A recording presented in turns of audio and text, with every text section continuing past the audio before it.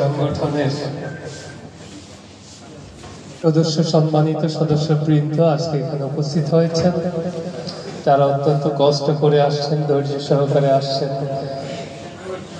এবং ইয়োগার যারা মেম্বার আছেন তাদেরকে ধন্যবাদ জানাচ্ছি। তারা এই সুন্দর একটি আয়োজন করেছেন। বিশেষ করে আমরা রমজানের এই মিলন মেলাতে আমরা যাতে সবাই একত্রিত হয়ে একটু ইফতার, একটু দোয়া এবং একটু আলোচনার মাধ্যমে আমরা সবাই একত্রিত।